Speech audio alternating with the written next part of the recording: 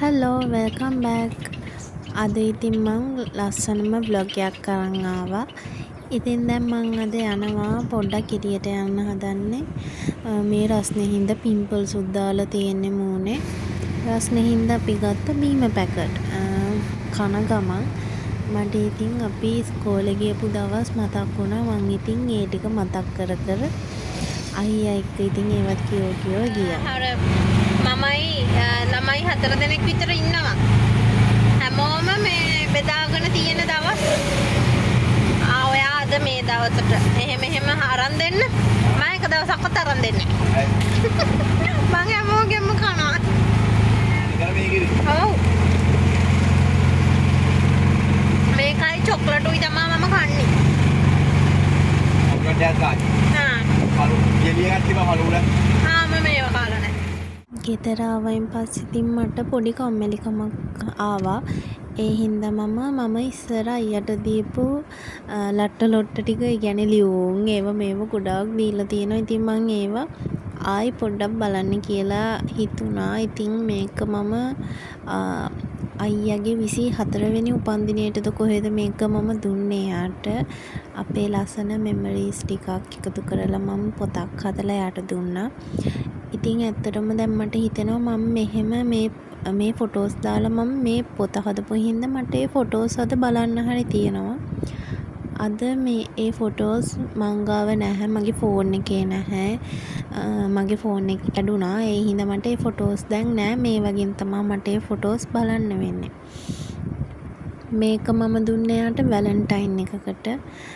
ඉතින් සමහරක් ඒ වගේ ඉතින් එකම ෆොටෝ එක තියෙන්නේ. ඉතින් අපි ෆොටෝස් ගහන්නේ නැහැ. ඒ කියන්නේ ඉරිදට විතරයි අයියා අපේ ගෙදර එන්නේ. ඉතින් ඒ හින්දා ඒ දවස්වල ගහන ෆොටෝස් තමයි මම මේකේ තියෙන්නේ.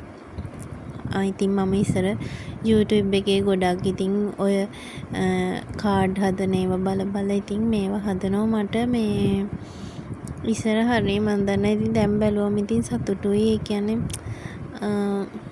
මතක මොන හරි තියෙනවනේ අපිට අද ඒවා මතක් කරලා හරි hina වෙන්න පුළුවන් මතක තියෙනවා. ඉතින් මේ වැලන්ටයින් කාඩ් එකක් මේකත් මම බර්ත්ඩේ එකට හරි කොහොම හරි වැලන්ටයින් එකට හරි දීපු එකක්. අයියා ඉතින් එක දවසක් මට බර්ත්ඩේ එකට මමම හදපු කාඩ් එකක් මටම ඇවිල්ලා දුන්නා. එයා ඒ වගේ වැඩ කරන්නේ. ඉතින් මේක මම ලියපු ලියුමක් දැන් බලද්දි හරිම ලැජ්ජයි.